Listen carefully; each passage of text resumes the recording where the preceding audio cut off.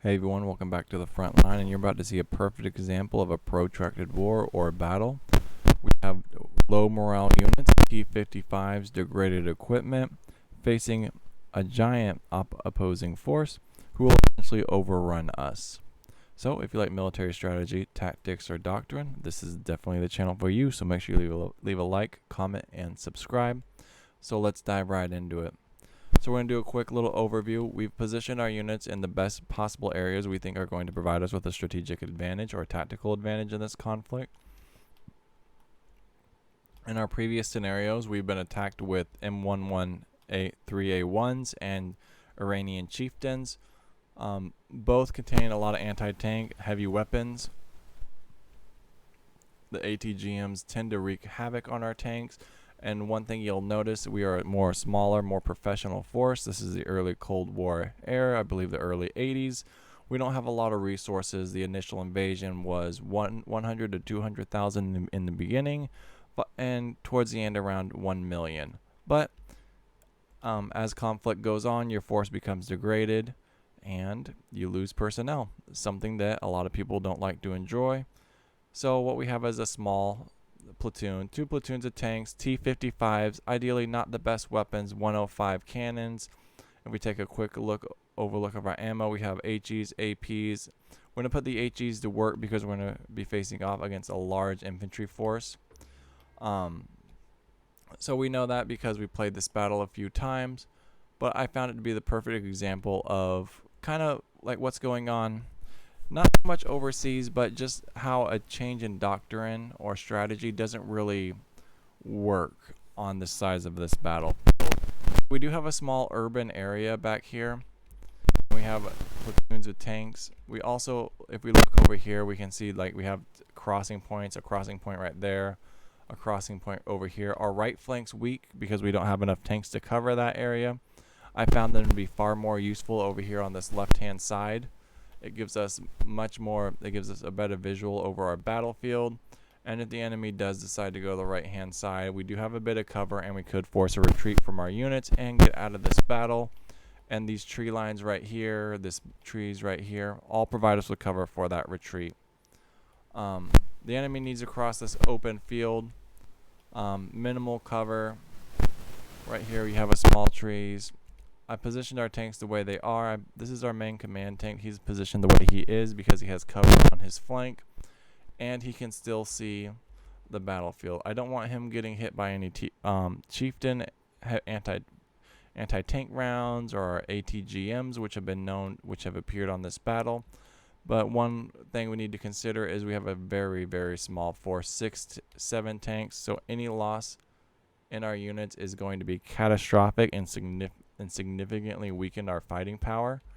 These units' morale is also already quite low, so that's something we need to consider. Any sort of damage or heavy resistance is going to force an automatic retreat from the AI because they do not want to die and they don't want to be in this war, right?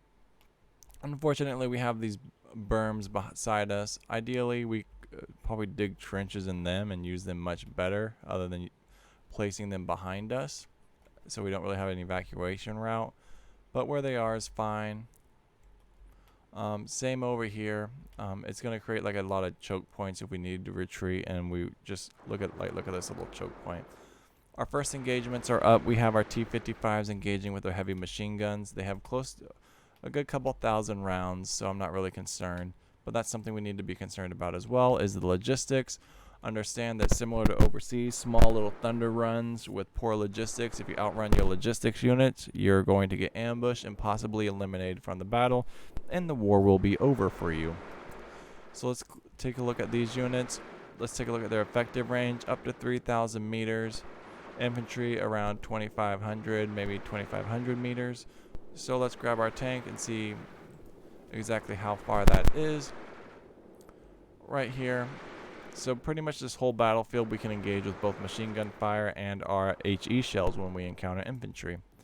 That's actually quite good and perfect for us as these units continue to funnel into this little killing field we have going on. It looks like they are able to cross at this area. Nope, they're running down the road to this main crossing point.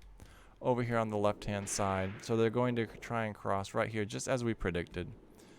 Looks like we have a substantial infantry force running directly down the road in what looks to be a line formation. Our tanks have effectively, what is that? Oh wow. Was that a BMP or a BTR has been removed from the battle? That's good to know. Alright, so that gives us a sign that there may be some light anti-tank or some light units on this battlefield, something we need to be concerned about, but our T-55s can easily eliminate. Alright, the front line that the enemy was forming has gone away.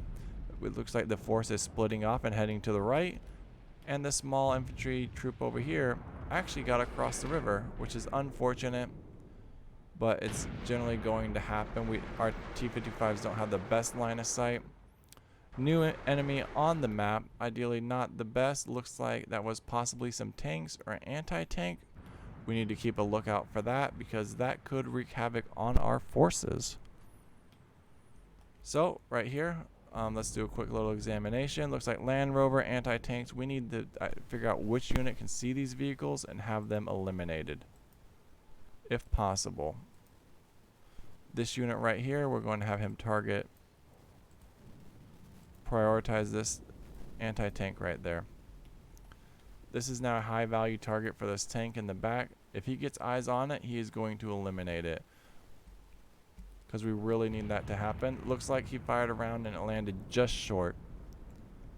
Alright, infantry didn't even budge. That's unfortunate. He did not strike fear into the hearts of these Iranians. Put another round down range for me, sir. He's still short, my dude. Come on. This is what happens. Poorly trained units, and this is a life or death situation. They are returning fire. You need to eliminate that anti-tank. It looks like he did. Let's take a look. Alright, one anti-tank down. We need to figure out who has eyes on this second anti-tank. This is critical to our survival. This unit has eyes on this anti-tank. Alright. Put a round down range. Put a round down range. Enemy wants a ceasefire. Oh, that went right over. Alright, come on. We should accept this ceasefire. Let's see if he's going to put an... Oh! Fantastic. Our enemy is suppressed. That's perfect for us. Alright, we are still firing on this enemy. We're going to accept that ceasefire while this tank continues to suppress this anti-tank. Remember, we only have 7 units. We cannot sacrifice tanks like this. Is he going to put another round down range? Come on, put an AP or an HE right through this anti-tank. Looks like he's determined that's been sufficiently neutralized. I'm fine with that. This enemy assault's been blunted. That's fantastic. We're continuing to hammering the infantry position. And just like that, we lost no units, 3 platoons. Enemy lost 50% of theirs, which is fantastic for us. I think our good little rounds down range, eliminating their anti-tank, proved to be quite beneficial. So overall, our initial assumptions, we assumed there were chieftains in play. We also assumed there were possibly BTRs or A113s. No ATGMs on the field. That's awesome for us. That reduces the lethality and allows us to engage mainly the infantry units with our HE shells. Once we identified those anti-tank vehicles, we quickly eliminated them, even though one got a shot off, which could have been life or death for our units and the morale. Ideally, we only have 7 units. Small professional force does not want to be in this fight and sacrificing them to mistakes. Remember, it took 1, 2, 3 rounds to even hit this vehicle. This unit over here, remember, was only suppressed because an HE hit in the back and neutralized it. At least sent the enemy into a frenzy. Over here, we were easily able to eliminate this BTR as soon as it appeared on screen. I don't think it has the firing power to eliminate. It looks like it has an a BMP right here, right? Hits received 3. It doesn't tell us what kind of ammo would be on this vehicle. We'd have to look it up, possibly. So we don't know if that could penetrate our T-55's armor. Infantry were mainly just trying to get to their crossing point while being suppressed by our 6 tanks. They were sufficiently able to get across the crossing point, which isn't good, but we were able to neutralize them in this wooded area, which was our plan. And also we have around 10,000 rounds of 7.62 that could mow them down. Alright, that's the video. Peace out.